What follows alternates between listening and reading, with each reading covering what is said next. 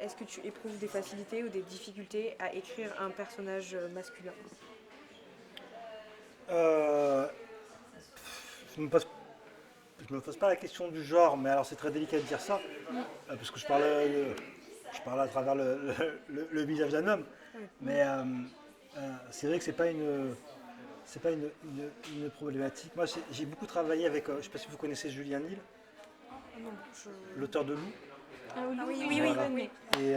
Et je me rappelle que lui, quand c'est lui qui m'a montré tout un truc au début, lui qui fait un personnage féminin oui, avec beaucoup de succès, que justement, pour être un garçon ou une fille, oui, Oui, c'est sûr. donc voilà, il m'invitait à me poser tout ce genre de questions. C'est ce que j'ai fait avec Nas. C'était, ouais, c'est un petit boxeur, mais est-ce que c'est un petit mec?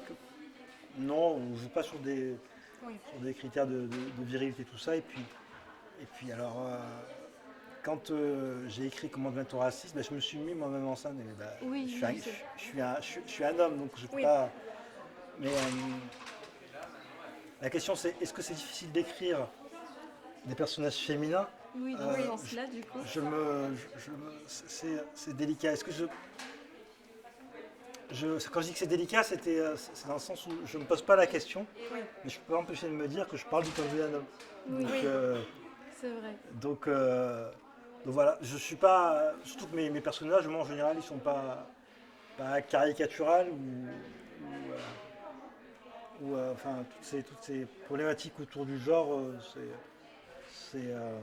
Quand j'ai bossé sur le racisme, j'y ai doucement glissé. Oui. Et, voilà, est-ce que c'est dire d'écrire un personnage féminin? Enfin, je ne me pose pas la question. Voilà, c'est la D'accord. meilleure Donc, réponse que je peux vous faire. je pense que cette question est très intéressante de dire est-ce qu'il y a un lien entre justement voilà, cette idée de racisme et cette idée d'inégalité de genre? Est-ce qu'il y a un endroit voilà, où ça se recoupe Bah, écoute, dans la démarche qu'on a eue avec les deux chercheuses avec qui j'ai travaillé, Evelyne et Carole, nous, ce qu'on propose, c'est, donc articuler la problématique du racisme dans la société, mais aussi à l'échelle de l'individu. Comment est-ce qu'il comment est-ce qu'il peut raisonner et construire un préjugé raciste. Et en fait, nous, ce qu'on fait, c'est qu'on décortique en trois étapes la mécanique de la pensée raciste. C'est catégoriser, hiérarchiser et essentialiser. Je vais faire très rapidement. Catégoriser, on le fait tous. On range tous les choses dans des catégories. Les tables du côté table, les chaises du côté chaise. Euh, Hiérarchiser, c'est là où on glisse doucement vers le racisme. Euh, on place une valeur. Et en général, cette valeur, on ne la place jamais par rapport à un point neutre. Oui. On le fait toujours par rapport à nous. Donc on Oui. utilise ce qu'on appelle l'ethnocentrisme. Donc on essaie on se juge comme étant une norme, nous et notre groupe. Et à partir de là, on se met à placer une hiérarchie des autres groupes.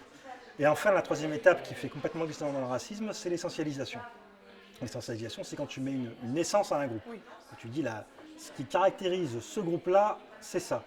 Donc de là, de cette mécanique-là de pensée, on a, on a la création non pas d'une connaissance, parce qu'on pense que c'est une connaissance, mais d'un préjugé. Oui. Et en fait, quand j'explique cette mécanique-là aux enfants et dans tous les ateliers qu'on a fait, ils, ils- ils posent tous, mais vraiment tous, la question qui suit, c'est mais est-ce qu'on ne fait pas pareil avec les femmes? Oui, Est-ce qu'on voilà. ne fait pas pareil avec les homosexuels? Oui. Avec ces groupes? Voilà, et c'est pour ça que nous, on parle plus de groupes, parce que ça s'est construit à l'échelle d'une histoire et d'une société, et pas de communauté qui a un petit côté immuable. Ça, finalement, faire un parallèle entre le sexisme et le racisme, c'est assez. Mais tu vois, dans Enfin, le. cette façon de mettre les gens dans les cases et leur attribuer quelque chose qui n'est pas forcément la réalité. Donc, Et toi, ça, je pense que c'est des expériences qui se combinent. Être un homme, c'est pas pareil qu'être une femme, et c'est pas pareil qu'être une femme noire. Je pense qu'il y a toutes ces nuances aussi qui sont difficiles voilà, à traiter. Et que ça s'articule dans une société. Tu Oui. sais que quand au XVIe siècle, on ne catégorisait pas noir, blanc ou musulman, juif, tout ça, on catégorisait catholique, protestant. C'est pour ça qu'on se charclait. Oui. Les préjugés, les préjugés qu'on avait, c'était envers les protestants. Vous voyez ce que je veux dire, c'est que la démarche qu'on a eue, nous, à travers la mécanique du racisme, c'était vraiment décortiquer cette manière de penser qui amène non pas à une connaissance, mais qui amène à une illusion. Oui. Et par rapport au genre, moi ça me gêne un petit peu chaque fois quand on me renvoie au genre, parce que j'ai pas fait un travail sur le genre, j'ai fait un travail sur le racisme qui amène à réfléchir doucement au genre. Oui, Parce que je pense que ça s'historicise le genre aussi, et Oui. pareil que l'homosexualité. Enfin, quand on me dit qu'il y avait un truc contre l'homophobie et tout ça, je dis oula, attention, j'ai pas travaillé sur l'homophobie, j'ai pas travaillé sur l'homosexualité, ni sur le genre. J'ai travaillé sur le racisme, sauf que l'outil qu'on a utilisé peut s'appliquer à oui, c'est côté. ça. Je pense qu'il y a cette confusion que cet outil-là peut en fait regrouper plusieurs combats. Je suis en train de voir ce qu'on peut demander. Et donc, comment mettre en racisme, je me mets en scène moi-même avec ma femme et les chercheuses. Parce que le truc, c'était vraiment, je pense que ce qui était pertinent aussi dans le travail de Comment mettre en racisme, c'était d'articuler l'objectivité scientifique et la subjectivité, ce que je ressentais, ce que j'analysais, et ce que je décortiquais à travers la psychanalyse. Je digresse un peu, j'espère que vous me suivez des fois. Ah non, Même moi, c'est je me parfait, perds.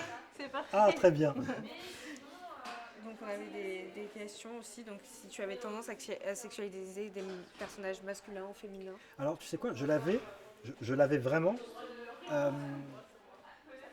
Je l'avais vraiment quand j'étais ado, à travers la culture pop et tout ça, énormément même. D'ailleurs, tous les mangas que je lisais, les filles étaient. Oui, c'est étaient un bon exemple dans les mangas. mais oui, complètement.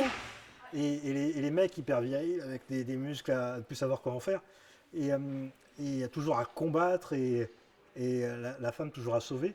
Et en fait, il y en a un qui m'a mis il y a un auteur, un sociologue, qui m'a un peu mis ma tête dans ma merde, en fait.